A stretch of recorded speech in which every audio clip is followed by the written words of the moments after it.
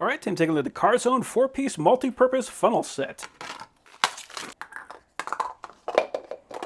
There we go.